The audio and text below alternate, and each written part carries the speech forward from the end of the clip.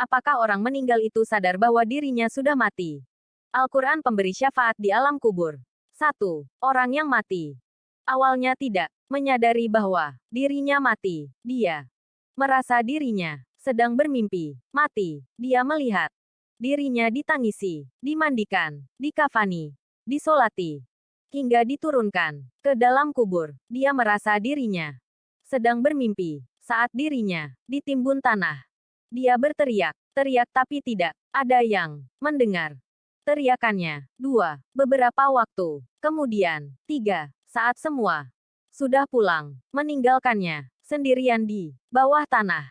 Allah kembalikan ruhnya. Dia membuka mata dan terbangun dari mimpi buruknya. 4. Dia senang dan bersyukur bahwa ternyata apa yang dia alami hanyalah sebuah mimpi buruk. Dan kini dia sudah bangun dari tidurnya. 5. Kemudian dia meraba badannya yang hanyut diselimuti kain sambil bertanya kaget. 6. Di mana bajuku? Kemana celanaku? Lalu dia meraba sekelilingnya yang berupa tanah. Di mana aku? Tempat apa ini? Kenapa bau tanah dan lumpur? Kemudian dia mulai menyadari bahwa dia ada di bawah tanah. Dan sebenarnya apa yang dialaminya bukanlah mimpi. Ya, dia sadar bahwa dirinya benar-benar telah mati. 7. Berteriaklah dia sekeras-kerasnya, memanggil orang-orang terdekatnya yang dianggap bisa menyelamatkannya. Ibu, ayah, kakek, nenek, kakak, sahabat. 8. Tidak ada seorang pun yang menjawab. Dia yang selama ini lupa pada Allah pun ingat bahwa Allah adalah satu-satunya harapan. 9. Menangislah dia sambil meminta ampun.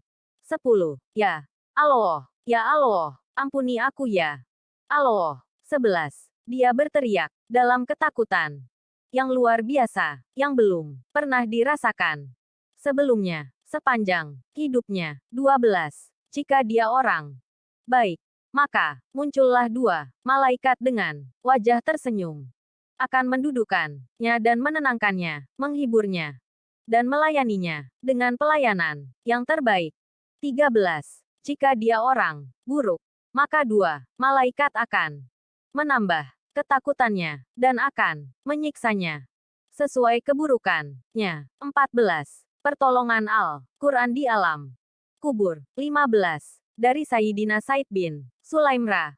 Rasulullah Shallallahu Alaihi Wasallam bersabda, 1. Tiada penolong yang lebih utama derajatnya di sisi Allah pada hari kiamat daripada Al-Quran, bukan Nabi, bukan malaikat dan bukan pula yang lainnya. Abdul Malik bin Habib, Syarah Ihya.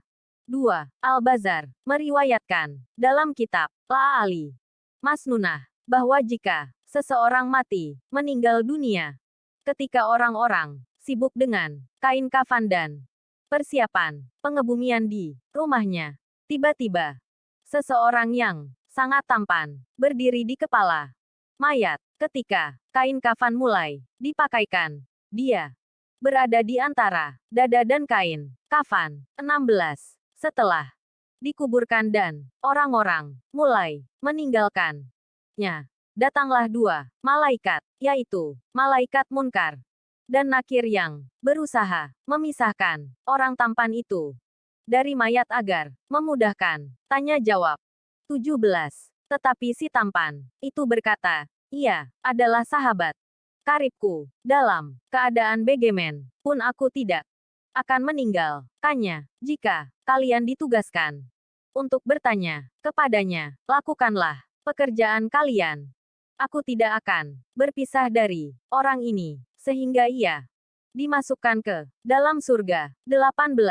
Lalu ia berpaling kepada sahabatnya dan berkata, aku adalah Al-Quran yang terkadang kamu baca dengan suara keras dan terkadang dengan suara perlahan. 19. Jangan khawatir. Setelah menghadapi pertanyaan Munkar dan Nakir ini, engkau tidak akan mengalami kesulitan. 20. Setelah para malaikat itu selesai memberi pertanyaan, Ia menghamparkan tempat tidur dan permadani sutera yang penuh dengan kasturi. Dari Malail A'la, Himpunan Fadilah Amal. 609. 21. Allahu Akbar. Selalu saja ada getaran haru. Selepas membaca hadits ini, getaran penuh pengharapan sekaligus kekhawatiran, getaran harap. Karena tentu saja mengharapkan Al-Quran yang kita baca dapat menjadi pembela kita di hari yang tidak ada pembela, sekaligus getaran takut.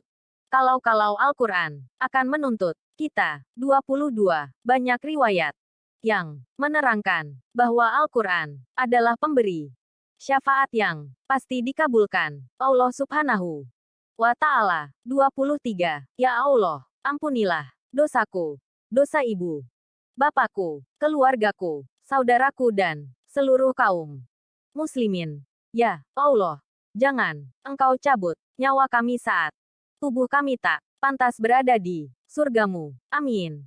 24. Sekarang, Anda memiliki dua pilihan. 1. Membiarkan sedikit pengetahuan ini hanya dibaca di sini. 2. Membagikan pengetahuan ini ke semua temanmu.